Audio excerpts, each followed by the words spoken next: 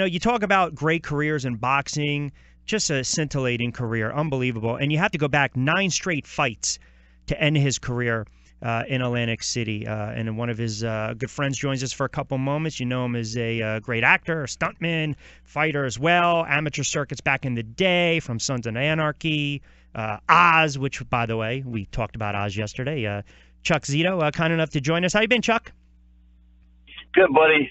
Thank you for having me. Well, we appreciate a couple moments. And, we were talking about this the other day with this weekend with the Atlantic City Boxing Hall of Fame. And obviously you being in Hollywood and being a stuntman and being a bodyguard and being in the world of boxing and having an opportunity to take that long walk to the ring with Arturo for so many years. I mean, we kind of know the backstory of how everything got started, but what did it mean to you to just kind of always be a part of his fights and some of those epic fights that we've seen in Atlantic City? Just Arturo was just a great guy. He was a great fighter. He put on so many great battles there in Atlantic City. He generated more money than any boxer in history for Atlantic City. And every time he went to the ring, he went to war. So he expected a great fight with Arturo Gatti. Yeah, and it's funny, too, because when you look at him just from, of course, the trilogy and the great fights against Mickey Ward, and it's funny, you'll appreciate this, everyone always talks about those fights, and then you have to stop and realize none of them were a title fight. They were just 3 great fights. Exactly. 30 rounds of just toe-to-toe boxing. It was unbelievable. And I was a part of that, and I was thrilled and excited. Arturo was a great guy. He was an honorable man. He was loyal. One of the most generous persons I've ever met, and it was just he was just a great guy, and just sad that he left us too soon. Yeah, it really is, and I had a pleasure of watching a lot of his fights down here, and even the last couple ones where he just wasn't that same fighter. But you go back, the fact that he was able to just absorb incredible amounts of punishments and all these great fights. You're talking about a 2-time world champion. I want to talk for a moment. I know. Now, correct me if I'm wrong. You were an Army fighter, right? Did you fight in the New York Golden Gloves? Yes, I fought 4 times in New York Golden Gloves. Four different times, but I fought in 1973. It was my first fight. That's a long time ago. Well, I'm not going to date you. I'm not going to date how long it's been, right? But now I know everyone knows because with the Hells Angels and everything. Now, correct me if I'm wrong, though. Did you actually train or know John the Baptist? Did you train with him? Yes, John became a fighter because of me. Oh, really? Now, he was light heavy or heavyweight? He was a heavyweight. Okay. I fought twice the welterweight and twice the middleweight. Okay. And I remember taking John to the Golden Gloves, the finals. And he's sitting there, he goes, I could beat these guys. He says, well, why don't you come to the gym tomorrow and prove it? And that's what he did. Wow. He came the next day and he dedicated his life to boxing, and he became a great fighter. He's an 18-2 record before Uncle Sam tapped us on the shoulder and went to Club Fed. Oh, wow. It's the Golden. They just actually celebrated their 90th year because the last 5 years I did a lot of the blow by blow. A couple years it was in the Barclays Center, then it was in the Manhattan Center, and then the Aviator Center. So certainly amateur boxing alive and well in New York. How about your thoughts just this weekend with the Atlantic City Boxing Hall of Fame and all these fighters and the members in the community being honored, and just boxing back in the day, in the heyday. Let's be honest, it was a hotbed. There was pretty much a fight every night in Atlantic City. Absolutely. Back in the 80s, you had great fighters. Everybody in that weight division was great. And then you didn't have as many belts as you have today, and that's the sad thing. Years ago, there was only one belt, the ring belt, and it was one title, the champion of the world. And I hope it goes back to that someday, but I don't know about that. But I'm here to, of course, honor the memory of Arturo Gatti. That's why I'm going down there. And like I said, Arturo was great. He gave us three great fights with Mickey Ward. Of course, don't forget, Arturo, when he was on the street, he weighed 180 pounds. Yep. He used to lose 40 pounds for every fight. Yeah. So after a while, at the end of his career, it took a toll on him. But those 3 great fights with Mickey Ward will go down in history. Their names will be synonymous with Ali Frazier, Zal Graziano, Robinson, LaMotta, Pep Sadler, and now Gatti Ward. You had a couple disciplines in MMA and boxing as well. I'm just curious, and I ask a lot of guys that are entrenched in MMA and in boxing. You know, the argument is I'm a boxing purist first and foremost, even though I broadcast both those sports respectively.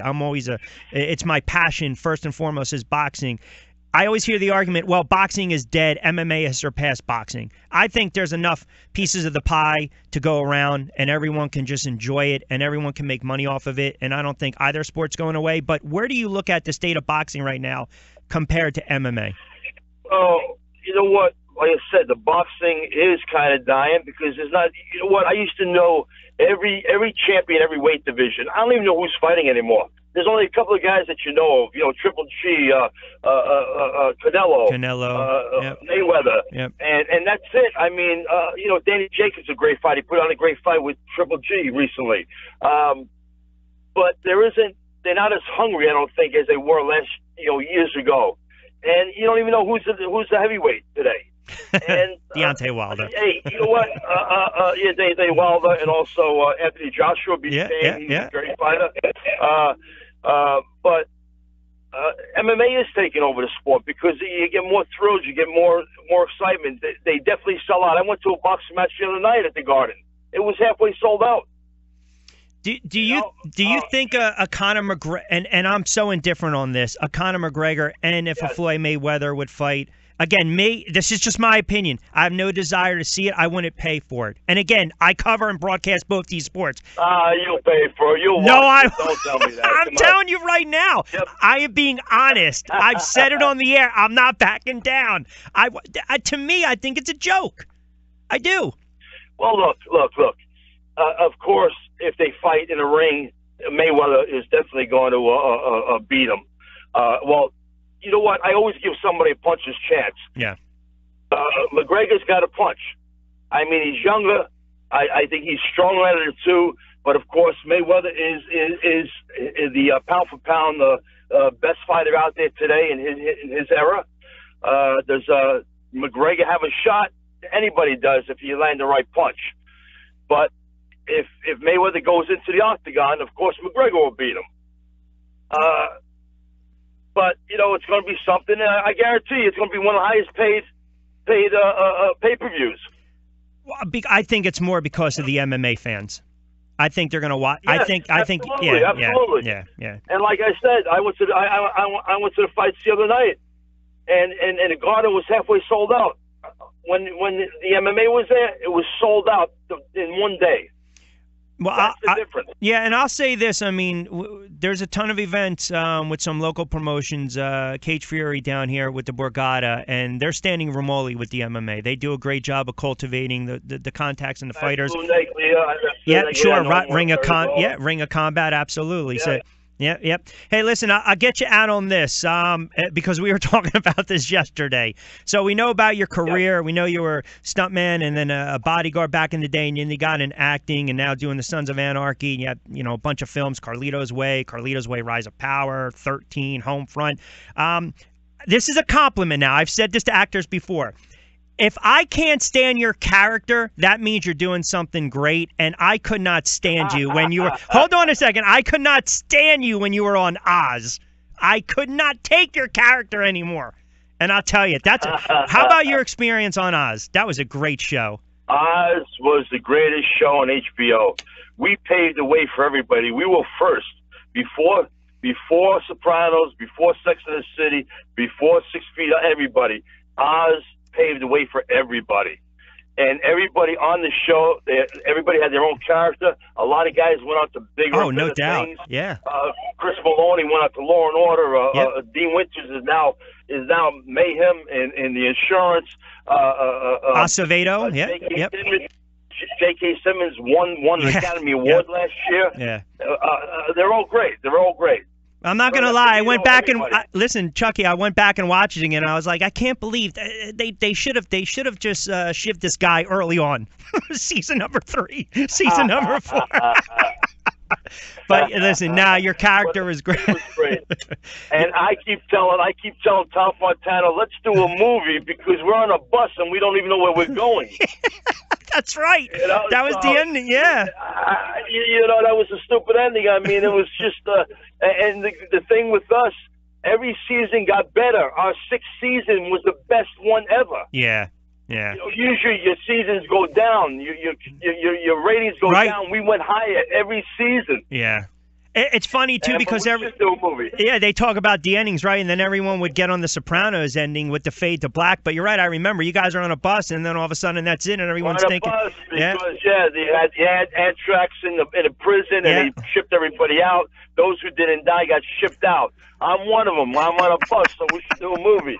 All right, we'll put the treatment, and I'll start scripting that up, and you get the rights to it. We'll be good to go. You do that, man. You do that. All right. Well, listen, I appreciate a couple moments. I'll see you over the weekend. I appreciate you jumping on board for a couple moments. Thank you so much. I'm actually on the turnpike now, on my way down there. All right, Chuck. Appreciate it, pal. Thank you so much. You got Thank it. you. All right, you got it. Take care of yourself, Chuck Zito.